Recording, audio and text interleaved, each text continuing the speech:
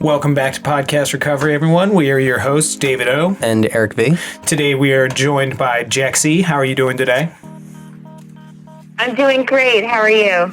I'm good. Good. Fantastic. Good. Weather's actually starting to turn down here, and yeah, it's good. Where are you from? I'm from New Jersey. All right. And when were you first introduced to recovery? I actually grew up in a household filled with recovery. My mother was in recovery, but I got introduced as an adult in recovery when I needed it back in 2012. All right. And how long have you been clean? It's been, I think, about 6.5 years. My clean date is November 6th, 2012. Nice. All right. Well, that's amazing. And without further ado, I'm going to turn it over to you to share your story with us. So take her away. Okay, great. Well, thanks so much. Again, my name is Jexi, and I'm an addict. Mm-hmm. So let's see. I had started using early on. I was one of those people that experimented with everything in high school and college.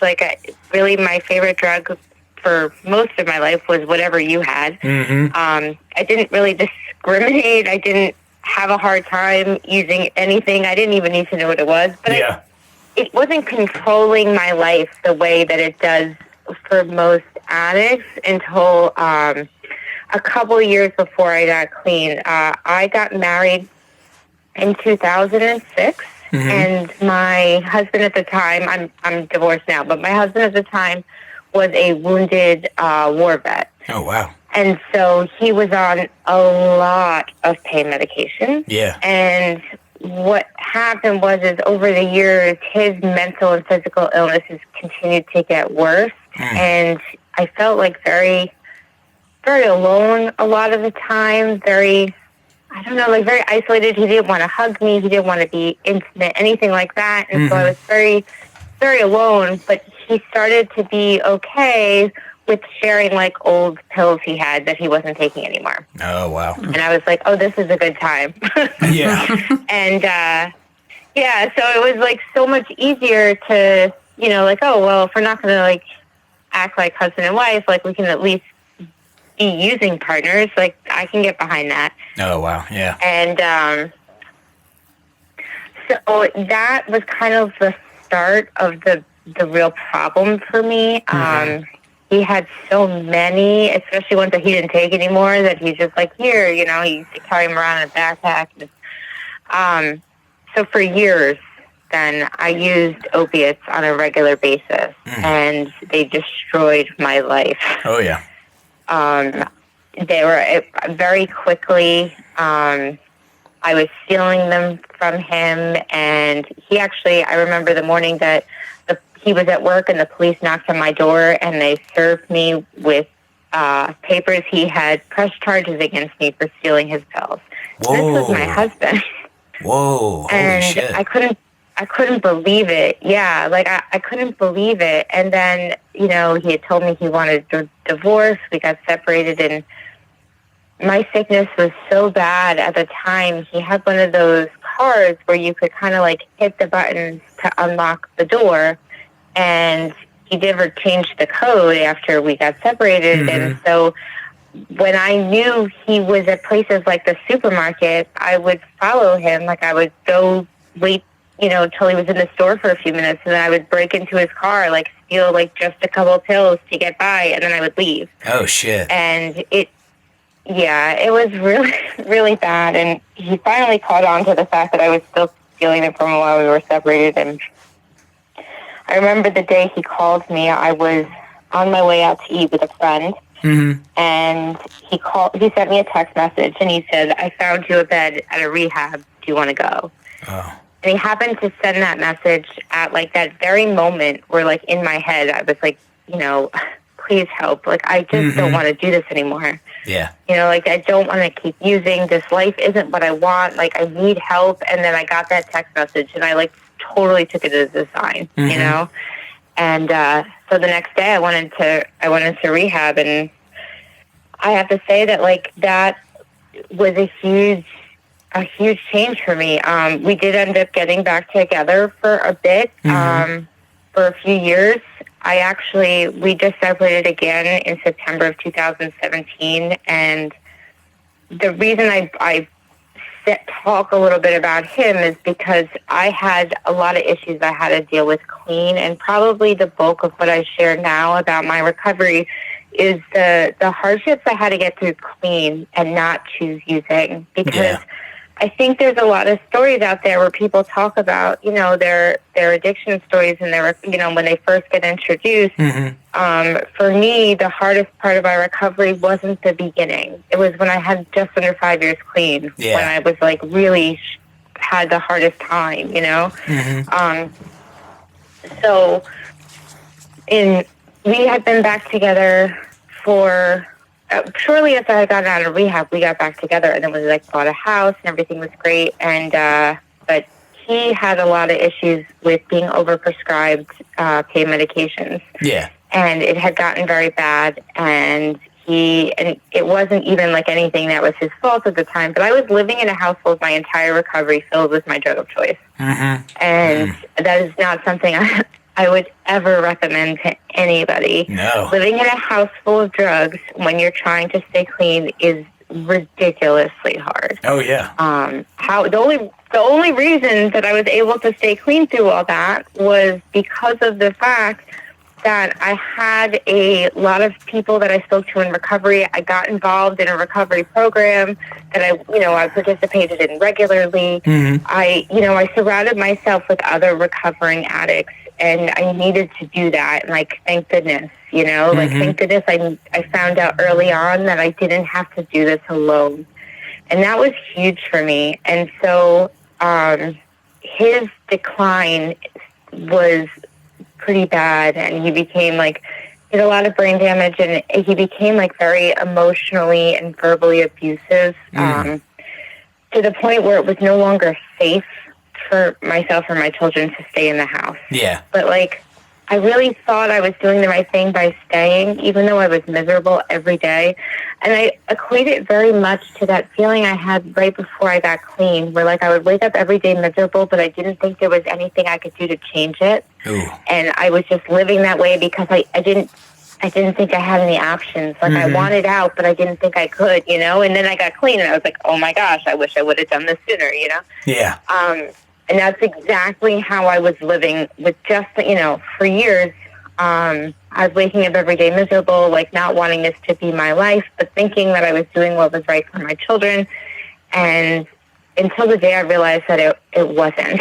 Yeah. And I had found out he had stolen a bunch of jewelry of mine and my daughter's. I went to the pawn shop, down the jewelry, and I was like, oh my God.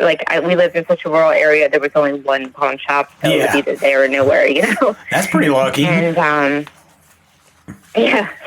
And I had it really was oh my gosh, I can't do this anymore. Today's the day I need to make change. Why? And it was funny because why was he stealing the jewelry? I still have he had a job where he had really good money, but the money was disappearing. And to be honest, I don't even really know what happened. Huh. He his decline, he was disappearing for hours at a time. It may have been gambling. It may have been other drugs. I don't know. Okay. I never really found out. He was a totally different person. And he was taking massive amounts. For a while, he had gotten off of the medications that he was taking from a doctor, and it had done some long-term damage. Yeah. And it's actually he has a lawsuit about it and stuff. But it did some real damage, and so he became a different person, and he really didn't like me. And he would just say mean things to me all the time. He'd be if you want to leave, just go. But I had nowhere to go. I mean, I guess I did, but I didn't think I had options, And it wasn't until we were about to lose the house and lose our cars, and he wasn't paying the water bills or the electric bills, and I was like, this is not a safe place for the kids. He wouldn't even give me money to buy milk for my children. Oh. And I was like, I can't keep doing this. Yeah. But I stayed for a really long time because of that same fear, the same fear that kept me in active addiction, kept me in this really bad relationship. And so I remember the day that I left, like, I called my family. I even called his family. They're like, it's time to go. I was like, yes, you're right. I'm ready. I called people who are also in recovery. Like, they're all like, oh my gosh, you're finally, like, everybody knew I needed to leave except for me. Just like everybody knew I needed to get clean except for me. Yeah. You know, like, it's like I'm always the last one to know what I need to do. It's funny how that works. Once I made, yeah, and it was just, I totally pulled like an addict move because I was like, I need to leave, so I'm going to leave next week. And like my family's like, that's ridiculous. If you need to leave, like, then you need to leave now. Yeah. And I was like, yeah, but, and I realized I was doing those same excuses that I would do in active addiction, right? Like, oh, I can't go to rehab now, you know? And I was like, forget it, we're going. And I called a friend in recovery who came over to my house, like, helped me pack up my stuff. And like, I left within hours. And like, I literally, my kids and I started our life over with like a bag of clothes each and like the couple things that I knew were important to them. And I grabbed some photo albums and that was it. And all that other stuff over the months was gone. I was never able to pick it up or get it, even though I had court orders to do so. He just wouldn't let me do it. And then the house was foreclosed and all that stuff was junked. Wow. So I literally like had to start like completely over. Like after 11 years of marriage, my kids and I started over with everything. And let me tell you, like, I used everything that I learned in early recovery to get through that first year gone. So now it's been about a year and a half, I guess, since I've been in New Jersey because I was living in Maryland for a while. Oh, yeah? And I moved up. Where in Maryland? Yeah, I was in Calvert County. Oh, okay. Huh. I was in Chesapeake Beach for a while. That's actually when I left. I left Maryland and I came up to New Jersey to my childhood home. Oh, okay. Where my parents live. And, you know, I had to humble myself and accept help that I didn't want. And, like, thank goodness for recovery, right? Because being around people in recovery taught me everything I needed to know to get through this life situation, right? Like, recovery for me wasn't just about learning how to get and stay clean. It was also learning how to get through, you know, hard stuff in life. Yeah. You know, life on life's terms, they say, it's not easy. And so when things come up, like, I know what to do because I'm in recovery. Does that make sense? Oh, yeah. So, you know, probably the hardest thing is, like, having to admit, like, I started over with nothing, literally. Yeah. You know, as I said, we're living in my parents' house. And, you know, my kids, it's been trauma. It's been this, like, within that same couple months after I came up here, like, my next door neighbor passed away, and, like, I had found her body. I wasn't sure, she died from a direct result of this disease. And she had drank and she fell asleep and she actually bled out because she had surgery, and I didn't know, and I went over and like tried to feel for her pulse. Like it was like literally like it wasn't even like it wasn't like, oh, she fell asleep in her, you know, and then died. Like, no, like I thought she was alive. I thought we could revive her until I flipped her over. Like, it was traumatic. Oh, God. And I got through that in recovery. Yeah. You know, like my grandfather passed away who I was very close with, and like I got through that because of recovery. Like everything I learned through other people in this process. Like I found that by having a network of people who have been through like all different sorts of things, I'm never alone in anything. Like, do you know that there's other people who have found dead bodies? Like, it sounds crazy, but I wasn't alone in that. Yeah. You know, like, I found other people who went through that experience who could be like, no, feeling that way is normal. Like, I needed to know that the way I was feeling when going through things was not so strange, you know? Yeah, that we're not alone and we're not crazy. Yeah, exactly. And, you know, so today, like I would say today in recovery, regardless of how my life looks on the outside, like my life may look like chaos, right? I'm living with my parents. I'm not making enough money to support myself and my kids on my own.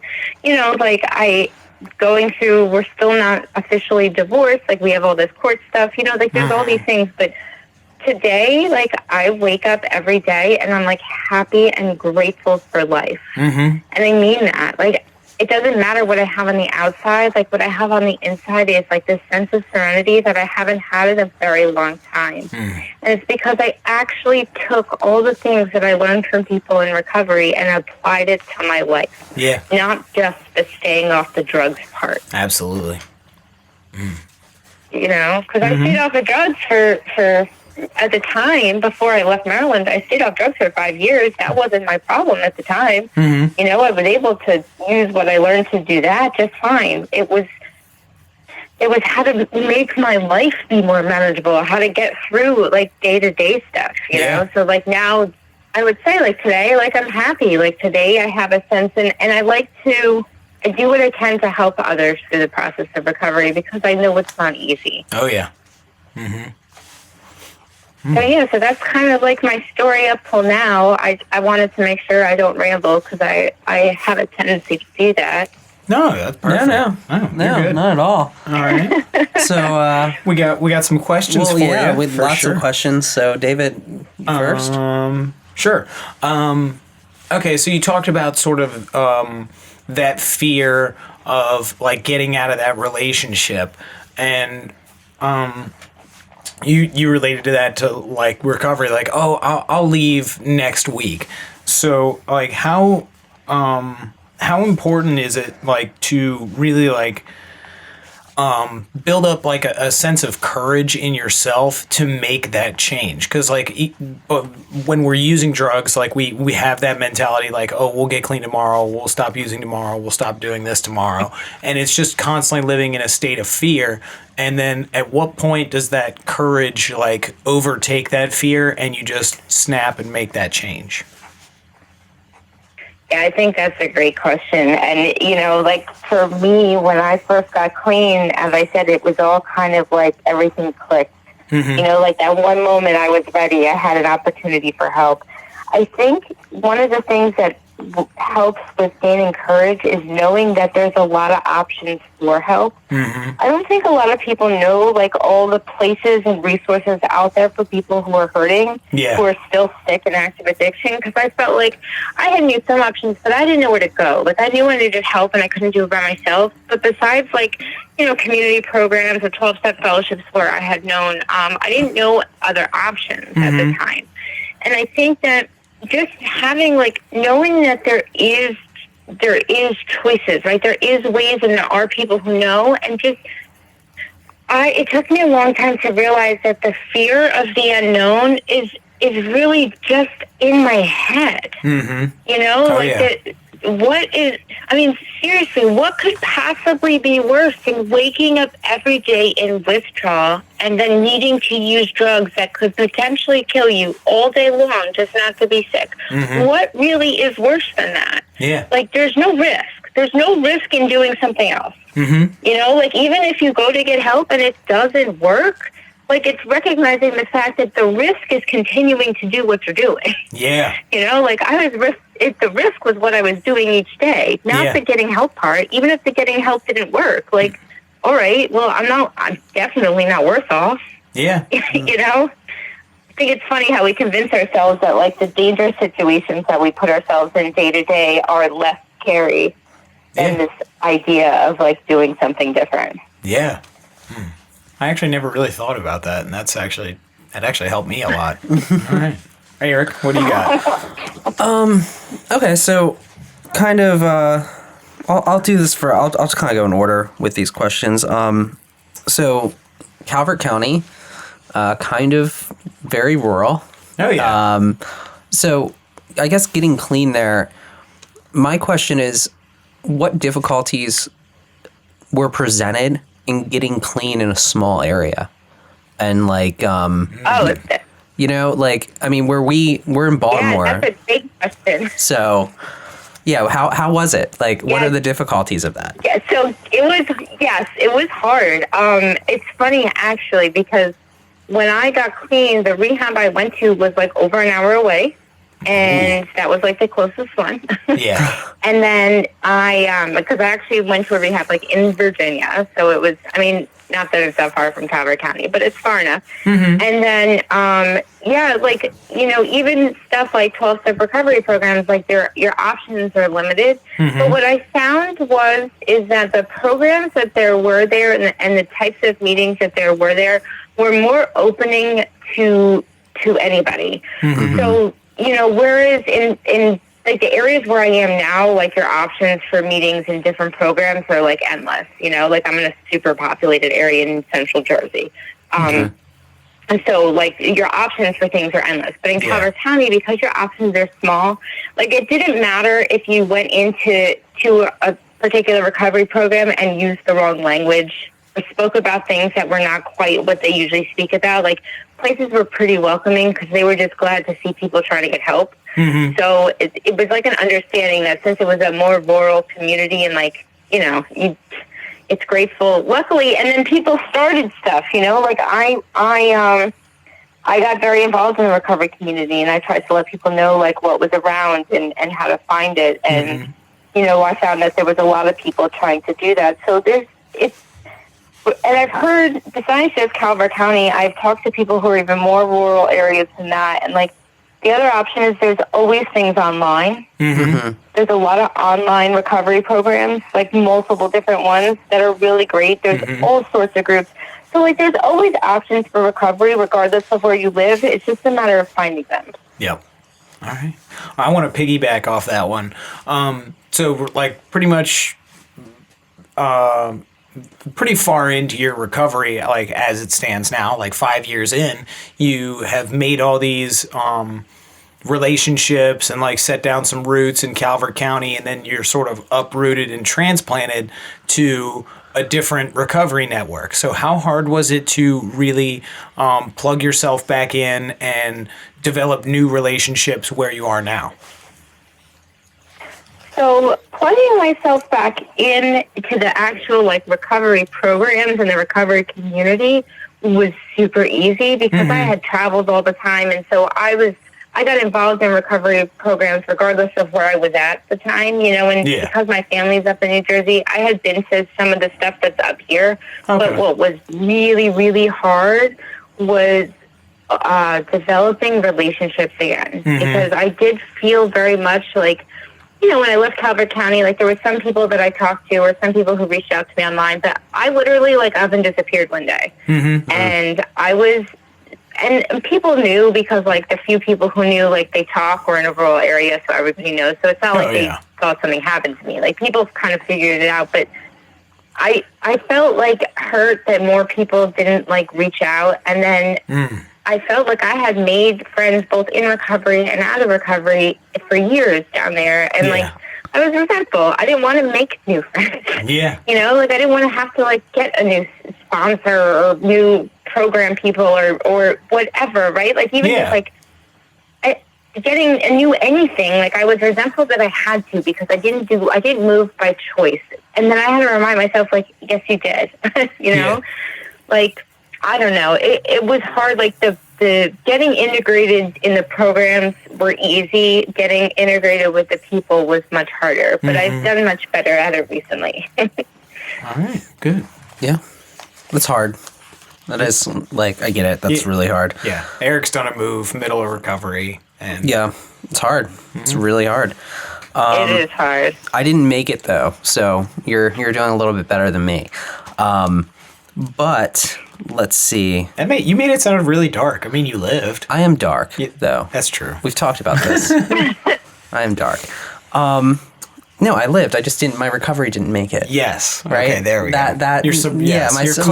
My clean time did not survive that move. Yeah. So I guess. But I think a lot of people's clean time doesn't survive big situations, and that's why I was so like. It was so important for me to get plugged in as I moved because there was so much trauma surrounding. It wasn't just a move, right? It was like a move and a divorce and, all this stuff. And I made sure I got really, really plugged in, and I cried all the time, and people carried me through that. Like I could not have done that clean alone. Yeah. Like no way. That's awesome that people did that, though. That's great. Yeah. So I guess sticking with your relationship then, I guess, you know, you're talking a lot about unmanageability in that relationship. And, you know, you're kind of, you know, I mean, what you said, it was over the course of 11 years, and like the last few years when you got back with your husband, it just kept getting worse. Did you kind of work a first step on that relationship to get to the point where you were ready to leave? Ooh. That's it. I love how you phrase that. Yeah, I think if I'm looking at it, like, that's exactly what I did. I don't know that I would have phrased it that way at the time, but that's essentially what I did, because, you know, I was trying to control the situation. You know, I was trying to essentially, like, fix him or get him to get the help that he needed and, you know, make changes and stuff. And I can tell you the unmanageability and the fact that I was completely powerless came to me actually in a situation that happened a week before I left. I went to pick up my son in D.C. And he was at like parkour camp, and That's it was a awesome. summer. You know, it was literally a week before. Hold on. You said parkour? Like parkour? Like, Yeah. There's camps for that? Yeah, there totally are. It's like in a gym. That's and amazing. they teach like little kids how to like climb walls and jump and all sorts of things. It was super fun. Okay, sorry. And they have a few in DC. I'm so jealous of your son right now. We're both like looking at each other right now like that's the coolest thing ever. But continue your story. Sorry, that like threw us off. I guarantee you they have them in Baltimore. I'm totally sure they do. I'm too old now. I'll break something. Yeah. No way. They have adult classes. You can do it. Oh, man. But, so I picked him up in D.C. and I was parked on one of those roads. It's like it's a shoulder during the day, but at rush hour it becomes a lane. Okay. And I went to, as soon as we walked out, like it changes. So it's one of those, like I'm parked up until exactly when it's time to drive. And I go to drive and my car broke down. And I had called their father, and I had left my daughter at home because she was old enough to be home alone, and I was just driving to pick him up and coming back. So I called him to be like, hey, I'm stuck on the side of the road, like I need help, and he wouldn't come. And he wouldn't help me. And it was 95 degrees. I was in sweatpants because I literally was like running in to get him and back. He had stopped giving me any kind of money. He like wouldn't let me touch any of the money. So I had no money on me, like no money for water, like nothing. And he left us there for over 8 hours. Oh my God. Before he decided he had to come get us. And my daughter was home alone, and he never got home after work. I don't even know where he was, but he didn't show up at home until like 9:30 that night. Mind you, I called him at 4. He went home at like 9:30. He didn't pick my son and I up we had to get like a tow truck to bring the car someplace. He didn't pick us up from the car dealer until 12:30 at night. Oh my God. So we spent 8.5 hours literally on the side of the road. And the day he came and he picked us up. He had brought my daughter, and she didn't eat. My son hadn't eaten, you know, and we were super thirsty because we've been in 95 degrees for 8 hours with no water, no nothing. And he has like a super cold soda he just bought at the gas station, like in the car. And I was like, oh, can I have a sip of that? You know, and he said no. Oh my God. And that it was his, and that I could have something when we get home. And I remember being like, this is unmanageable. This is not. That's not okay. That was like the moment for me when I realized I am powerless over this situation. I never want to feel like this again. Yeah. Because like you talk about being powerless, when you're stuck on the side of the road with your kid for so much time with no money and no options, and this person has, you know, like you rely on your partner to be your partner. Yeah. And like that was like one of the final things for me, because like the unmanageability and powerlessness became really, really clear in that situation. Yeah. All right, I got a question to sort of piggyback off that, and I'm sure I'm stealing it from Eric. How much in like recovery and then in first of all, in like addiction and then following up into recovery, did you see any patterns of like codependency Yeah, Eric's shaking his head. Was sort of like a codependence an issue as to like why you couldn't get out? Yeah, oh, definitely. I mean, through my addiction, but even more in my recovery. I think the biggest problem for me throughout, like one of the reasons that it was super hard to leave is because he was a wounded soldier and because he had really helped me through the beginnings of my recovery. Yeah. I felt like I owed him Ooh. to stick around while he was trying to get his stuff together. Yeah. You know, like while he was recovering, because he was recovering from being off super high doses of fentanyl for like a really long time. Oh, wow. And they had, you know, it had done, he was over prescribed fentanyl for about 3 years, I think. And, you know, his doctor was making money. I forget it. We can talk about that for like hours. Oh, I'm sure. In fact, there's all sorts of stories about that on the news, I think. But so he had been overprescribed for a while. So when he had gotten off, there was a lot of damage. And although it changed his personality and he became a different person, like I felt really obligated to stick around and try to like help him through it and like help him get the help he needed, because he did help me get help. Yeah. And it took a long time to realize that he didn't want it. And once we left, like now he's like, I think he's getting the help he needs now. I think that was like the bottom he needed, but like we're both totally okay and moving on with our lives, like being apart. Like, you know, like Good. I've started dating, he started dating, like we're both like, we're co-parenting, like things, you know what I mean? But like, that's what's best for us. Yeah. Because we were in a sick relationship for a long time. And like, it just, there'd be very little way that we could have gone back to any type of healthy relationship together. But, you know, at least we can both recognize that. Yeah. That's great. So I guess kind of like talking about the relationship and kind of like healthy relationships, you know, that story you kind of brought up, that's kind of traumatizing, and you talked about the trauma in your relationship. Now, since you're dating now and you know, moving forward with new relationships, what sort of boundaries do you put up when a relationship starts to make sure that, you know, this won't happen again? That's a good question. Yeah, it's funny because I can definitely answer that because I actually did that very. So the person I've been dating, I've actually been dating a little over a year now, and but it's constantly reevaluating boundaries for both of us. But I'm so much clearer on them now than I ever was. Are they in recovery as well? So the first thing. Yes, the first thing for me was it had to be somebody who understood recovery, and like that recovery comes first. So they have over 5 years clean, and so they're very involved in recovery. That's actually, we met in a recovery program. So, and it's funny because like we've set up boundaries that like we don't say things like you need to call your sponsor or. We don't talk about each other's step work and stuff with each other. Like we keep our recovery separate, but we both understand that it's first.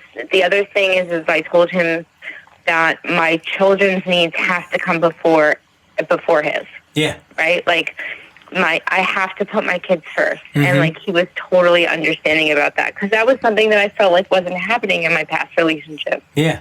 I felt like my attention was constantly to helping my ex-husband get through whatever his next trauma was, and I was constantly putting my kids on the back burner, and I never wanted to do that again. Yeah.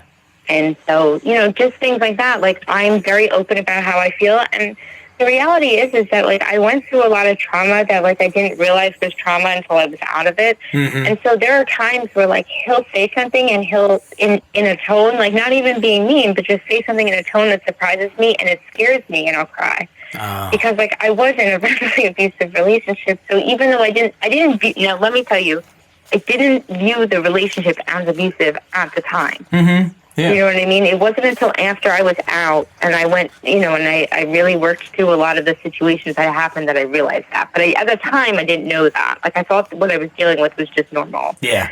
And so, but there's times where like he'll kid around or he'll do something and it scares me. Like one time, like, just to give you a situation, like we were joking around and like, I don't know, I pushed him or I hit him. Like we were like joking, and he Yeah. and he stopped, got real serious, and he's like, I don't like that. You need to leave now.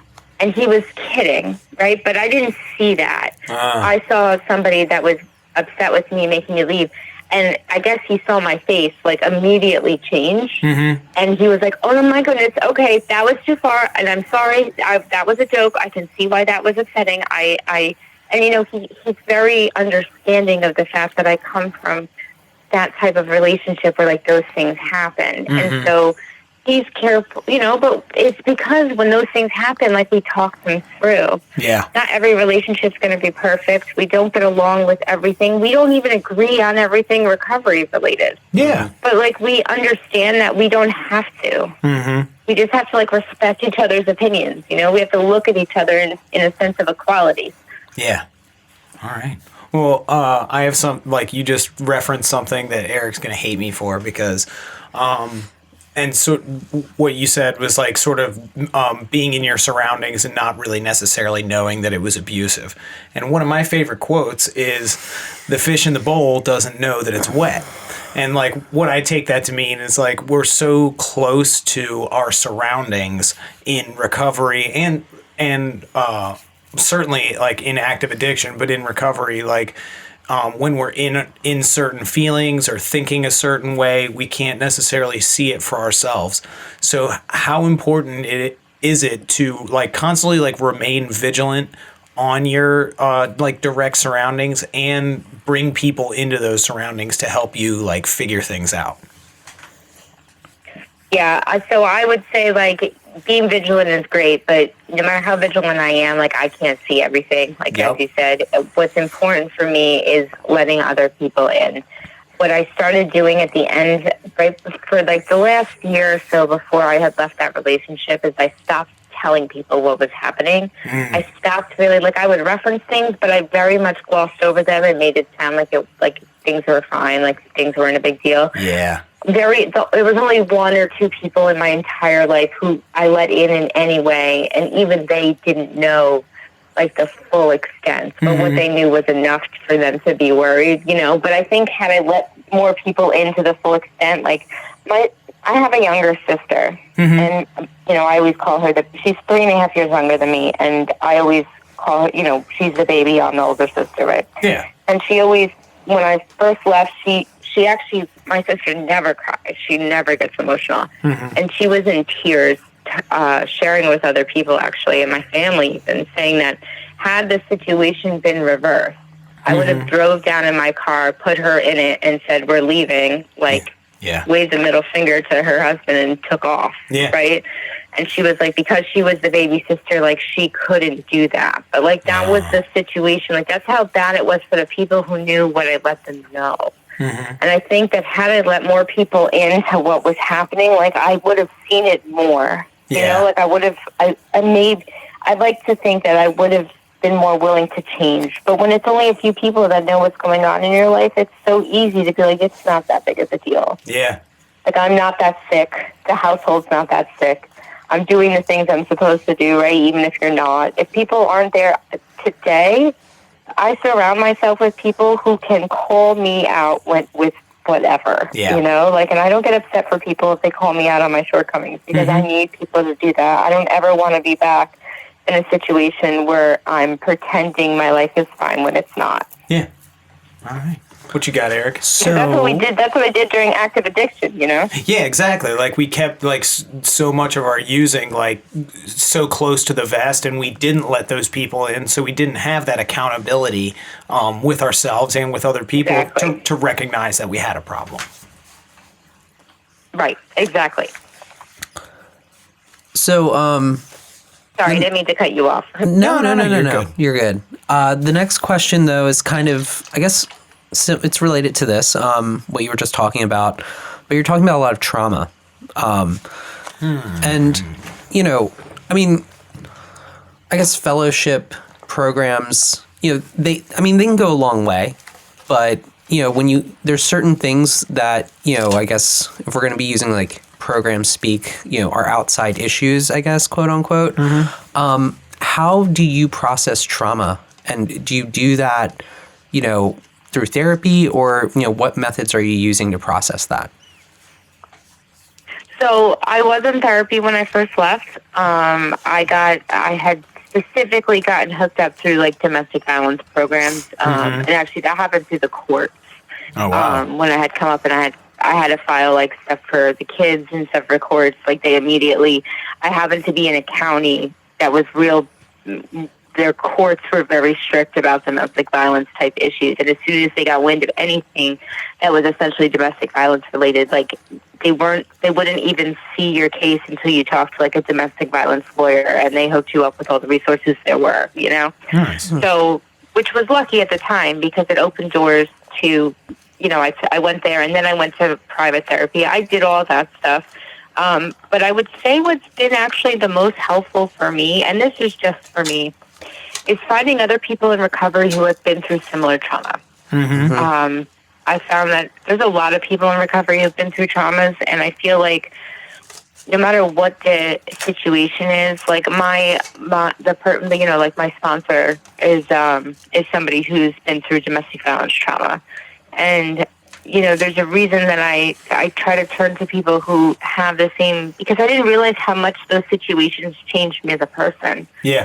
It changed my response to things. It's the same way like recovery changes you, right? Like once you get introduced to recovery, you find that like your language changes, your reactions change, and the same thing with the trauma. Like trauma changed my responses to things and my reactions to things. And so I needed to surround myself with people who understood that. So when those things happen, because they're still confusing, like I'm not going to lie, like sometimes I respond in ways and I can't tell you why I'm responding that way. Like I'll have something like that'll trigger a feeling about something. It's the same way like when you get triggered to want to use and you're not really sure why. Yeah. It's good to have somebody else to talk to and like go through step by step, like what happened. And then often they're like, oh, well, of course you were triggered to use. You just watched that movie that you used to use too all the time. Whatever. But sometimes we can't see it ourselves. And so surrounding myself with people who are in recovery and have been through similar traumas has been incredibly helpful. Nice. That's cool. All right. I have a question. So you have 2 children, was that right? Yes. Okay. And yes, I do. You grew up in a recovery household. Now they're sort of growing up in a recovery household. How much have you thought about, or do you worry about the possibility of addiction being a genetic thing and then facing that in their lives? And what do you do to, educate them about addiction and possible risks in their lives going forward? So it's funny, I made a video on this that's on my YouTube channel, and I talk about this specific issue because it was one of the reasons actually that I started making videos, is I felt like some of the experiences I had were probably questions that came up a lot. So I talk regularly to my kids about addiction. In fact, what's the funniest time for me is when the kids have Dare Week or Drug Awareness Week or whatever, and they always come home and they're like, my teacher knows nothing. She doesn't know. And then they start spouting things off, right? So my kids have been coming to meetings with me for as long as they remember. They're 12 and 9 now, so they were 6 and 3 when I started.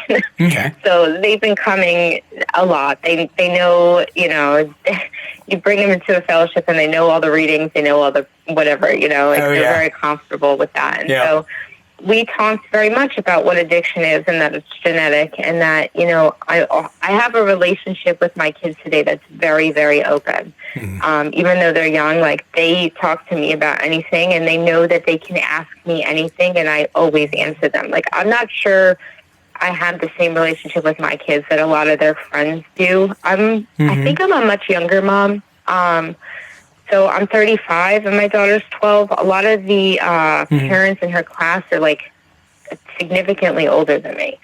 So I don't know if it's the age that, that I had her when I was in my early 20s or what, but I don't know. My kids are very much every day. If something happens with their friends, they'll come in and be like, this is what happened. What do you think I should do? They're both pretty open with me. So we discuss addiction, we discuss what that means. And, the way I've explained it to them is the way that they take cough medicine where they're sick, and I give them a teaspoon. If that's what it says, they take it and they're fine. Mm-hmm. Well, for me, I explain to them that if I take a teaspoon of cough medicine, my brain tells me that it's not enough. Yep. And the problem is my brain will let me drink that entire bottle and still think I need more. Yeah. And I take so much, like I would get sick, right? And I have to make sure with things like cold medicines, I follow the instructions on the bottle no matter what my brain says. I just trust the directions. Oh, yeah. Because my brain can make me confused.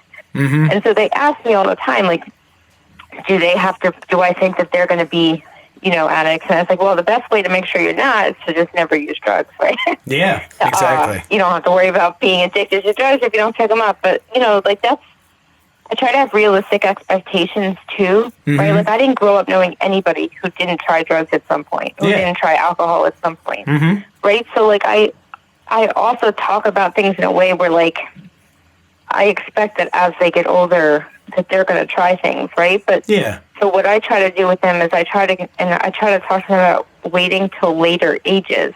Yeah. As opposed to saying you should never do drugs, you should never smoke pot, you should never drink alcohol, because to me, that's unrealistic. And I would much rather know when my kids do these things, or if there's a problem that they call me, or if there's you know what I mean, that we keep open communication. So I say things like, you should probably wait until you're in college before you drink. You should probably wait till you're in college before you do this. It'll be, like if you do it younger than that, you're just more likely to get in trouble and get sick and be grounded. Like, who wants that? Yeah, exactly. I make things, the conversation is very easy. All right. Cool. What you got, Eric? I have one more question. So Okay. you were saying when you guys left that when you left your husband, you had like one bag, a few things, like each of you had a bag, you each had a few things, and you left everything else there. And this is a question, I guess kind of about how your kids would feel, but also about how you would feel. Because, I mean, that's your life that you're leaving behind. And, I mean, I'm trying to think of how to word this, but, I don't want to say attachment, because we do have attachment to, like, our material possessions. But, when you just lose your whole life like that, I mean, that's kind of a trauma in itself. How did you guys process that? I lost a lot of stuff. We're still processing it. There's things that'll come up. I guess one of the things I've been talking about, I used to collect the Monopoly board games. Oh, cool. And nice. I had like a whole bunch of different ones. I had ones from different countries. Obviously that wasn't something I could take with me. Yeah. And not a priority. So I must have been talking about it. Yeah. And so I must have been talking about it a lot, because this year for Christmas, between my kids, my family, my boyfriend's family, him, I ended up with like 12 Monopolies. Nice. So, yeah, it was kind of nice, the idea that like, I can't replace what I lost, but like it is just stuff, and like my kids lost all their toys. My kids, their dad was making some bank, the house we had lived in Calvert County was like a $500,000 home. Like they had, those kids are spoiled rotten. They had all sorts of stuff, and it was all left behind. So, like my son will be like, well, I did have that Lego set, but not anymore. Like those things come up a lot, and we do have to talk through it. And a lot of what we do, it's funny because a lot of what I do with them is stuff I learned in recovery. So when they start getting too upset about things, I let them be upset. I let them share their feelings, and then when it's no longer productive and everybody's like repeating themselves, whatever, then we switch and I'm like, okay, it's time for a gratitude list. Let's go. And then we go around. Usually this happens when we're driving. But we'll go around, like, I'll name something I'm grateful for, then my daughter will, then my son will. And we keep going until we run out of things. And it generally the mood changes before we run out of things that we're grateful for. I like that. Is that your car game? Is the gratitude list game? Yes. That's literally what we do in the car. Because we tend to talk a lot in the car, because we do, I don't know why, we do a lot of road trips, I guess. But whenever things are down, whenever they're talking negatively, like, we always go to like the gratitude thing, like always, like it's a regular. Like sometimes, like my daughter will be like, I don't want to talk about what I'm grateful for. And I'm like, that's fine, your brother and I will, and we'll start going, and then she'll just jump in and start getting results anyway. I love And it that always so works. much. Yeah, that's pretty cool. Love that so much. Okay, totally off the recovery. Like, this is a fun question. What do you think is the most valuable properties in Monopoly? Like, which ones do you covet? That's a good question. That is funny. So most people go for like the Boardwalk Park Place. Yeah. But for me, the ones that I like are the yellow and the green. Okay. All Those right. are like, if you have the yellow and the green corner there, like, you're set. I also play with house rules. Oh yeah. Which make it a little bit more fun. So like, if you roll snake eyes, you get $500. If you land on glow, you get $500. So there's a lot more money. And also, the best house rule to play with is that when you're trying to exchange properties with somebody else, like, all bets are good. It's like, all exchanges are fine. If you want to give me, if I'm going to give you my property and you're going to clean the kitchen for a week, that's totally cool. You know. Wow. So it makes it a bit more fun. But yeah, I used to love to collect them, and so now I have the start of a collection again. So I'm kind of excited about that. Nice. What's your go-to, Eric? What color? Oh God, it's around free parking. Which ones are those? They're the orange. That's the green and yellow. Is that green and yellow? I thought that was around go to jail. No, go to jail is jail is on the opposite side of go. That's the orange and red. Yeah. Okay. Yeah. Mine is the light blue. Oriental, right there. Light blue. Oh yeah, the light blue. Right when you're getting started. For some reason, like, I've always loved those. You can build them up. You can put houses in hotels. They're quick. They're quick money. They're not. Yeah, they are quick. They're not the upper middle class greens. They're more of like the lower middle class blue collar guys. But I'll tell you, I've done some work with Oriental for sure. I like that. All right. All right. I have, I think, 2 more questions. Cool. All right. So how has your addictive behavior manifested itself in recovery? Like, what sort of stuff has sort of cropped up as your new addiction, as a way to, like, fill the void? Well, I'll tell you, it's funny because, like, my addiction can show itself in so many ways. The one way that's been most prevalent recently that I have, and not even recently, over the last year, that I constantly have to be vigilant about, is trying to, like, control my boyfriend. Trying to, like assert my control over his life. And, like, it's so unnecessary, first of all, because, like, he's, like, a happy-go-lucky guy. Like, he does his own thing. Like, but, like, I'll get jealous. Even though, like, let's say, like, tonight, I'm probably hanging up with you guys and, you know, doing some stuff with the kids, and I'm going to bed early tonight, right? Yeah. And so what'll happen is that he's not probably going to go to bed early tonight, so he may go to a meeting somewhere, go out to eat, do something, and I'll be jealous. And be like, because you get to go out with your friends, and he's like, but you're sleeping. Yeah. Like, do you want me to come there? And I'll be like, well, no, because I'm going to be sleeping. But I don't want you to go out and have fun either, you know?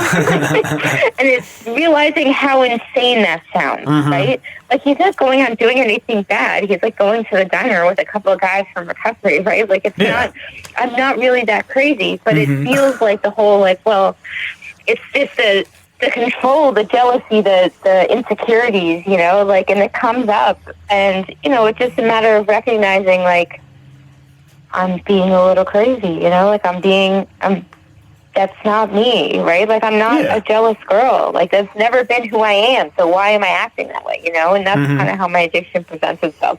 I don't obsessively eat. I don't obsessively shop. Like, I'm very plugged into recovery, so for most things, I'm pretty okay in my, like, day-to-day life to make sure that, like, my addictive behaviors aren't taking over. But I would say that in a relationship, it rears its head, like, a lot more often than I'd like. Nice. All right. Great answer. Okay. And have you worked all 12 steps? So I haven't. We worked things way slower in Calvert County because we were super rural. So, like, I didn't even know anybody who had worked all 12 steps when I lived in Copper County. Oh, wow. Really? We were just a much smaller area. Yeah. So people worked like I had gotten up to step 3, my sponsor was on 5, hers was on 7, hers was on 10. You know what I mean? So like it was a much slower, because you couldn't pass your sponsor, so everything was slower. So when I moved up here, I started over. So I have not worked all 12, but it's a really good reminder to me that I need to work a little harder on getting through them, because I can work through them much faster up here. Yeah. All right. Well, and I need to get on that. So of the steps you've worked, which one was like has been your favorite so far? I think 3. Step 3 has been my favorite, and it's because it's the one I think is the next to 1 where they say use it every day. But I would say step 3 to me is the most helpful on a day-to-day basis. Yep. And for me, it's the idea that like the things I can't control, I need to just let go. Right? Like the best, when we were trying to buy our house years ago, we were trying to get a mortgage and all that other stuff, and we went to a financial person, and they said, okay, you need to do this, this, and this, and then you have to wait. Right? And so we did the this, and this, exactly as I said, and then we were just waiting. And I remember my ex-husband at the time was panicking about it. Yeah. And I'm like, why are you panicked? And he's like, well, because we don't know. And I was like, yeah, but isn't that the greatest part? Like, we did what we have to do. Now we just get to, like, turn it over and see what happens. Yeah. Right? Like, to me, being able to turn something over, like, that's not in my control and just wait for the outcome, like, I find that the outcome is generally good as long as I just stay out of it if I'm supposed to, you know? So I think step 3, to me, is the one that helps keep me the most calm on a day-to-day basis. Yep. And I'm right there with you. I'm up to step 10, and so far 3 has been like the most pivotal in my life. Pivotable. Shut up, Eric. Don't judge me. Pivotable. All right. I created a new word today. Yep. Do you have any more questions, There Eric? you go. No, that was great. No? That was great. All right. Well, Jexi, would you like to give your final, I don't know, message to the masses? Like, what do you want to say to like people who are struggling, people who are need help out there? Absolutely. So what I would say is that you're not alone. There's a lot more people in recovery and dealing with active addiction right now than you can ever imagine. Yeah. And the chances are that you're surrounding yourself by people who are in recovery and you just don't know it. So don't be afraid to reach out for help. The type of help that's out there is endless. Yeah. And usually once you just like, you literally could like probably raise your hand in a supermarket and be like, I'm an addict, I'm ready for help. And like somebody would come up to you and be like, I know where you could go. Like, yeah, that's probably. how prevalent people in recovery are now. And nobody talks about it. And, you know, it's one of the reasons that I got involved in doing what I'm doing now, because I want to be a voice for people who aren't able to talk about their recovery so that people know they're not alone. Yeah. Yeah, we don't have to be a secret club anymore. And give yourself a plug. Like, give your YouTube channel and all that. Like, where can we find you for that sort of stuff? You can find me. My YouTube channel is According to Jexi. That's it. You can type it in the search engine or youtube.com/c/According to Jexi. I have a Twitter account that's According to Jexi that also is linked to my YouTube channel. And, you know, what I do is I just share my experience with addiction and recovery. I just share what's going on. I share on a topic. And, you know, I've started to meet a lot of people online who are really involved in recovery. And, you know, it's really a great place to be. So I would love for people to come check me out and, you know, stop by, say hello. Absolutely. Definitely. Love it. All right. Well, we'll do our sign off here. But first, we would like to thank you again for coming and sharing your story with us. Give her a golf clap, Eric. It's fantastic. Thank you so much for having me. This was a really great time. Oh, it was. Yeah, thank you so much for coming on. Here at Podcast Recovery, we are aiming to expand the scope of support for recovering addicts. Accessibility and convenience of helpful services is paramount to combating addiction. We work to bring the message of recovery to every addict, wherever and whenever it is needed. We believe that a powerful voice of recovery should be obtainable, practical, and at the touch of a button. Every addict deserves to hear a message of hope, and Podcast Recovery is here to provide it. So follow us on Twitter, follow our new friend Jexi on Twitter, follow her on YouTube. We're getting a YouTube channel up and running. Follow us on Facebook, invite your friends, subscribe, blah, blah, blah. Leave us questions stuff, for yeah. sure. Yeah, all that good stuff. And again, according to Jexi on YouTube, check it out. So yeah, everybody out there, again, thank you for listening. Everybody else, stay safe, stay clean.